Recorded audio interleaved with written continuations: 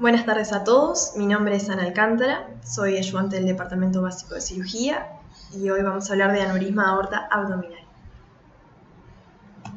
Vamos a empezar por definir aneurisma como la dilatación arterial focal y permanente que afecta a todas las capas de la pared. En términos de medidas, a nivel de lo que es aorta abdominal, donde estaremos centrados en la presentación de hoy, decimos que un aneurisma es un diámetro transversal superior a los 30 milímetros o una vez y media la medida de diámetro transversal esperada para un determinado paciente y para sus características físicas. Como dijimos, nos vamos a centrar en el aneurisma de aorta abdominal por ser el más frecuente. Un 74% de los aneurismas aórticos son abdominales y un 23% son torácicos, mientras un 3% restante son de toda la aorta. En lo que es la etiopatogenia, los factores de riesgo para el desarrollo del aneurisma de aorta, el principal va a ser edad avanzada, siendo un aumento exponencial de la incidencia y la prevalencia del aneurisma a partir de los 60 años. El género es más frecuente en hombres, si bien ciertas complicaciones son más frecuentes en mujeres.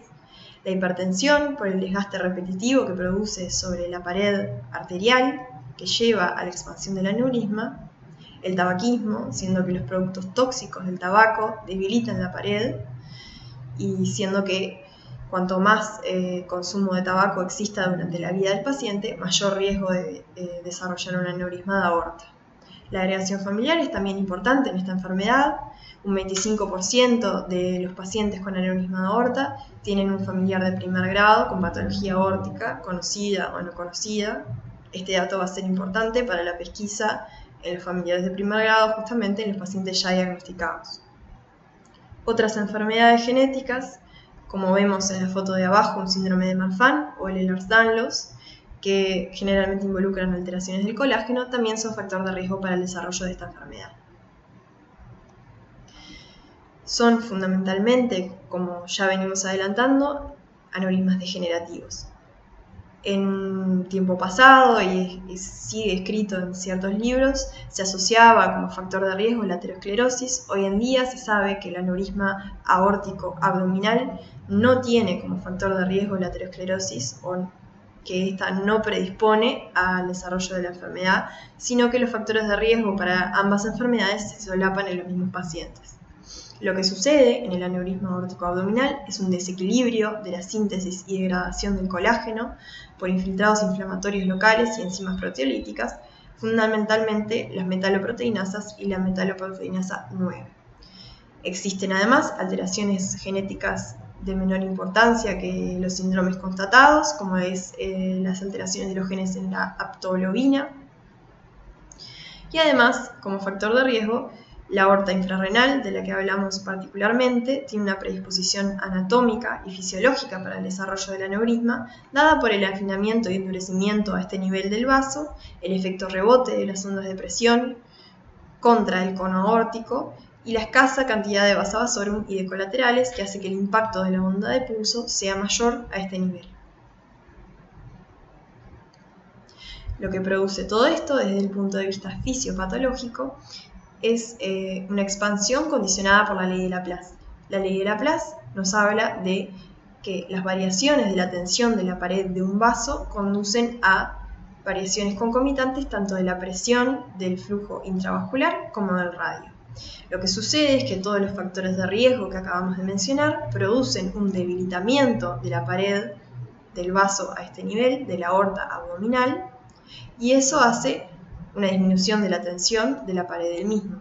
La disminución de la tensión lleva concomitantemente a un aumento del radio y un aumento de la presión necesaria para el pasaje de la sangre hacia los miembros inferiores, lo que genera un círculo vicioso donde hay un mayor desgaste de la pared, una mayor disminución de la tensión, un aumento progresivo del radio, es decir, un crecimiento del aneurisma, hasta la evolución inevitable de no existir tratamiento quirúrgico, que es la rotura del aneurisma, principal complicación como veremos más adelante.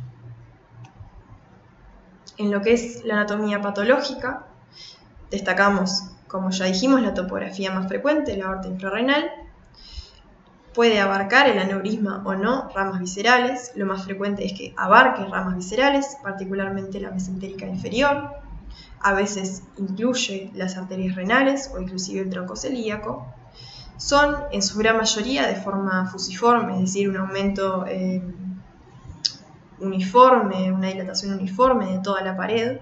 Es raro que existan aneurismas saculares o de otras formas a nivel de la aorta abdominal infrarrenal. Como ya dijimos, además, se produce una dilatación a nivel de la pared, lo que genera un flujo turbulento de la sangre a través del aneurisma. Este flujo turbulento va a generar, como se ve en la imagen de la derecha hacia abajo, que pretende ser un esquema, un corte transversal del aneurisma, genera un trombo mural en las paredes del aneurisma que está siempre presente. Este trombo mural deja en su parte central, como se ve en el dibujo, una luz circulante por donde pasa la sangre, que es de un diámetro similar a la aorta sana a nivel superior. Esto lo veremos también más adelante en otros cortes tomográficos en la presentación de imagenología. El trombo mural tiene a su vez un rol protector contra la ruptura del aneurisma y puede ser a nivel imagenológico indicador de signos de prerrotura. En este caso, en el esquema que tenemos a derecha abajo, se ve una hemorragia intratrombo, que es un signo de riesgo de rotura, como veremos más adelante. En lo que es la clínica, tenemos dos tipos de presentaciones de esta patología. En la gran mayoría de los casos, como se ve en la diapositiva, 75-80% son un hallazgo incidental. Este puede ser, como se da más frecuentemente, por exploración imagenológica, estudios solicitados por otra causa, como una ecografía abdominal o una tomografía, o en ciertos casos de individuos muy delgados o de aneurismas de gran tamaño, por una tumoración palpable periumbilical que late y expande. Puede asociar o no un soplo sistólico y puede inferirse su topografía infrarrenal de estar presente el signo de Debakey. El signo de Debakey se da cuando en la exploración abdominal el examinador puede insinuar su mano durante el examen físico entre la tumoración periumbilical y el reborde costal inferior. Es un signo que insinúa topografía, pero es poco específico con los medios imagenológicos con los que contamos hoy en día para hacer el diagnóstico topográfico. La enfermedad sintomática, por otro lado, habla de un aneurisma complicado y su sintomatología va a depender de la complicación que esté sufriendo, como veremos a continuación. En el caso de presentarse un aneurisma complicado, vamos a tener la complicación más frecuente, que es la rotura aneurismática. La rotura va precedida de un síndrome de prerrotura, lo que llamamos el sufrimiento aneurismático. Hablamos de sufrimiento cuando se habla únicamente de dolor y de rotura cuando se asocia dolor más signos de shock hemorrágico. Eso también lo vamos a ver más adelante. Es por lejos la complicación más frecuente y tenemos otras complicaciones menos frecuentes pero graves, frecuentemente de alta mortalidad. Isquémicas, por ejemplo, vamos a tener la embolia a partir del trombo y oclusión arterial aguda a partir de esta embolia misma. Vemos a izquierda una imagen de embolia de trombo aneurismático o, de forma más grave y con altísima mortalidad, lo que es la trombosis aguda de la luz circulante del aneurisma. Otras complicaciones son, por ejemplo, las compresivas, que pueden ser del aparato urinario, digestivas o venosas, dependiendo de hacia qué lado avance la expansión del aneurisma. En este caso, los síntomas van a ser dependientes de la estructura que se esté comprimiendo. La horadación vertebral, que se manifiesta por dolor, también puede darse como complicación compresiva. En estos casos son más frecuentes en aneurismas de gran tamaño, superiores a los 8 centímetros de diámetro transversal. Por último, tenemos también la complicación que es la fistulización, que puede ser hacia intestino, aortoentérica, o hacia vena, aorto cava. Estas complicaciones ambas son de altísima mortalidad también. Como decíamos hoy, el sufrimiento o prerrotura es una de las presentaciones más frecuentes. Se da en aneurismas previamente asintomáticos, que inclusive pueden no haber estado previamente diagnosticados. Lo que sucede es que hay un empuje inflamatorio adventicial, es decir, de la capa externa del vaso, que genera un riesgo de ruptura inminente. El dolor, la fisuración, es decir, el sufrimiento aneurismático, es inmediatamente indicación de cirugía, como vamos a ver más adelante. La rotura, como ya anticipábamos, es la complicación más frecuente, tiene una alta mortalidad, siendo que la rotura se produce fundamentalmente en muchos de los casos por fuera del ámbito hospitalario y el enfermo no llega a ser atendido. Actualmente los signos más fieles que tenemos para anticipar la rotura es el diámetro transversal. Es el mejor indicador hasta la fecha de riesgo de rotura anual, con una progresión exponencial, es decir, aneurismas menores a 5 centímetros tienen entre 0,5 y 1% de riesgo de rotura anual, de 5 a 7 centímetros ya tienen hasta un 15% de riesgo de rotura, y mayores a 7 centímetros entre 30 y 50% de riesgo de rotura anual. Se considera también para la indicación quirúrgica el biotipo y el sexo, y sabiendo que las mujeres tienen mayor riesgo de rotura a diámetros menores, a pesar de ser la patología más frecuente en hombres. Otros factores de riesgo menos fieles son un crecimiento mayor a 5 milímetros en 6 meses de progresión, una pared fina o un escaso espesor del trombo aneurismático, una hipertensión mal controlada o condiciones como el EPOC o la bronquitis crónica que aceleran el desgaste por presiones aumentadas repetitivas. La clínica del sufrimiento y rotura, como ya mencionamos parcialmente, es el dolor asociado a una distensión abdominal y un síndrome neurovegetativo, por lo cual puede confundirse con otros cuadros abdominales, como puede ser, por ejemplo, un cólico nefrítico. El shock hipovolémico está presente ya cuando es un cuadro avanzado o cuando la progresión es muy rápida. Los signos van a ser los clásicos: depresión de conciencia, taquicardia o bradicardia, pulsos finos, hipotensión o hipotermia. Más raramente se pueden ver los signos de hematoma retroperitoneal, como el signo de Cullen, una equimosis periumbilical, o de Grey-Turner, una equimosis de flancos. En lo que es la paraclínica, no vamos a ahondar demasiado en esta presentación, porque tenemos una presentación en particular para lo que es imagenología del aneurisma. Vamos a destacar que el estudio más importante para el diagnóstico y para la valoración morfológica previa al tratamiento es la angiotomografía helicoidal con reconstrucción tridimensional. Existen otros estudios de imagen, como la angioresonancia o la ecografía, sumado a lo que es la valoración general, que dependerá de la urgencia del diagnóstico o del preoperatorio. Acá tenemos brevemente, para ir adelantando, una imagen de una reconstrucción volumétrica de lo que es una angiotomografía, donde se ven las ramas ilíacas de abajo hacia arriba, el aneurisma dilatado. Lo que se ve en amarillo son las calcificaciones arteriales asociadas, y lo que se ve hacia arriba son las arterias renales y el resto de la aorta torácica hasta el callado y la aorta ascendente. En lo que es el tratamiento de esta enfermedad, la indicación quirúrgica dependerá de si son aneurismas asintomáticos o sintomáticos.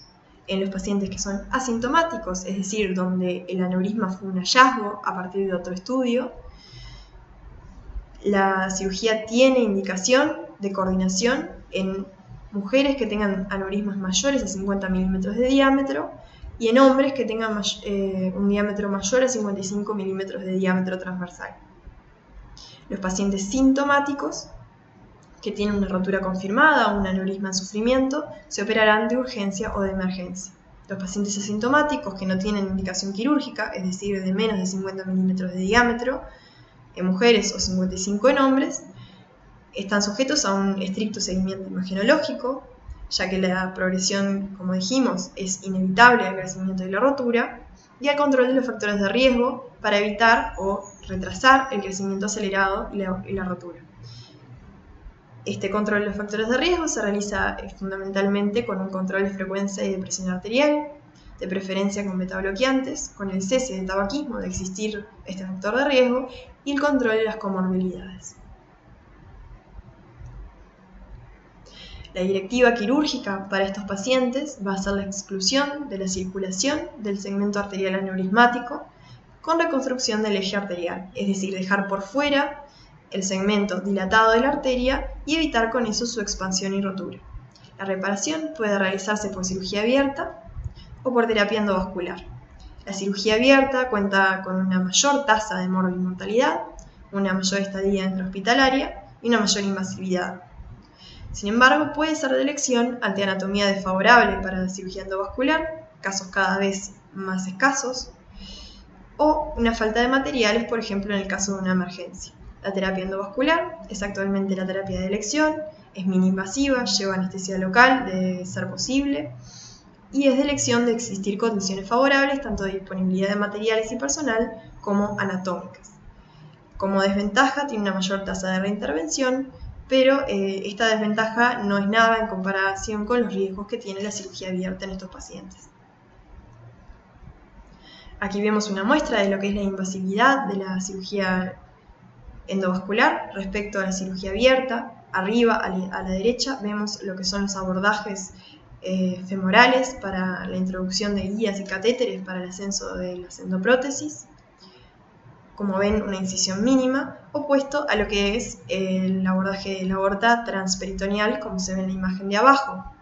Ahí lo que vemos es el pasaje a través de todo lo que es el plano peritoneal, con apertura de lo que es la cavidad y manipulación de las vísceras, por ejemplo en ese caso, donde se ven asas intestinales. La cirugía abierta consiste de ser la opción en la puesta a plano del aneurisma, como se ve en la imagen. Se realiza una incisión longitudinal en lo que es el saco aneurismático y se realiza la puesta a plano, lo que se llama del aneurisma. Se hace la extracción del trombo mural, que está presente en casi todos, como se ve en la figura número C, letra C. Después se realiza hemostasis, como vemos en la siguiente imagen a derecha, y lo que confiere la reparación del aneurisma es la interposición de un injerto, generalmente de Dacron, que puede ser tubular o bifurcado, como vemos en la imagen I, o en la imagen por debajo, a derecha, dependiendo de la extensión del aneurisma, si este se extiende o no se extiende a las arterias ilíacas. Una vez terminado la interposición de la prótesis, se comprueba la permeabilidad y se cierra el saco aneurismático por encima. Las complicaciones de esta cirugía, como dijimos, son múltiples y peligrosas, desde lo que es las complicaciones hemorrágicas por lesión arterial o venosa, la generación de un hematoma perianastomótico o pseudoaneurisma a nivel de la sutura, la trombosis del injerto, complicación grave que generalmente lleva a una alta mortalidad, la embolia distal, la lesión visceral de uréteres, de asas intestinales o del colon, la isquemia intestinal por exclusión de los vasos que llevan la sangre hacia el intestino, un síndrome compartimental abdominal que se da sobre todo en los casos de rotura donde hay gran hinchazón, gran edema, la evisceración o eventración de la herida a posteriori, la infección del injerto del sitio quirúrgico, la claudicación glútea por oclusión de las arterias hipogástricas, complicaciones en la esfera sexual, menos frecuentes dado que son consecuencia de la isquemia medular, o a largo plazo la fístula aortocava o aortoentérica, que confiere también una gran mortalidad. La terapia endovascular, por otro lado, como ya vimos, consiste en el ascenso de una endoprótesis bajo guía radiológica por guías y catéteres, como vemos en la imagen arriba hacia la izquierda, donde se ve el ascenso de la endoprótesis por los accesos que vimos hoy en las diapositivas anteriores. Una vez que se asciende y que se ve superpuesto el cuerpo de la endoprótesis sobre el aneurisma, esta misma se despliega. Generalmente son endoprótesis estándar aorto-biilíacas. En ciertos casos pueden ser endoprótesis customizadas en casos de anatomía muy complicada del aneurisma o en casos de urgencia. Hacia abajo lo que vemos es una reconstrucción tomográfica tridimensional de lo que es el preoperatorio del aneurisma, donde se ve el flujo por el aneurisma, y en las fotos de la derecha una tomografía de control en el posoperatorio, donde se ve la endoprótesis o la estructura metálica de la endoprótesis y el flujo arterial transcurriendo por dentro y dejando excluida de la circulación el aneurisma, evitando su expansión. Las complicaciones de la colocación de endoprótesis aórtica son la rotura, la disección o las embolias, generalmente a consecuencia de la manipulación con guías y catéteres dentro de los vasos.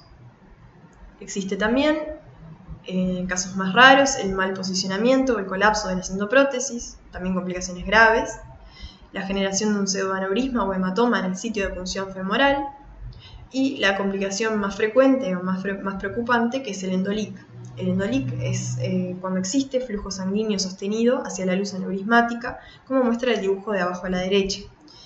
Existen varios tipos de endolic, no nos vamos a profundizar en eso, ya que es de mayor complejidad, pero sepan que el peligro de esta complicación es que presurice la luz aneurismática y lleve eventualmente a un crecimiento y rotura del aneurisma a pesar de la colocación de la endoprótesis. Ya pasando a lo que es el final de la presentación, el pronóstico es la evolución inevitable a la complicación, sobre todo a la rotura, de no realizarse el tratamiento de esta patología. La mortalidad global de la rotura es de aproximadamente un 80%, por lo cual está justificado el tratamiento cuando llega a niveles de mayor riesgo de rotura. Y recordar siempre que las mujeres tienen mayor frecuencia de rotura y de complicaciones, por lo cual deben ser tratadas con mayor celeridad que los hombres. La profilaxis para esta patología, en lo primario, va a ser el control de las comorbilidades y factores de riesgo predisponentes, la erradicación de los mismos, del tabaquismo, el control de la hipertensión. La profilaxis secundaria, como se verá en el apartado de imagenología, es el screening en poblaciones de riesgo, fundamentalmente ecográfico. Y la profilaxis terciaria, el seguimiento para aquellos que ya fueron intervenidos en el posoperatorio y el tratamiento de las complicaciones de surgir las mismas. Muchas gracias. A continuación viene una diapositiva de bibliografía.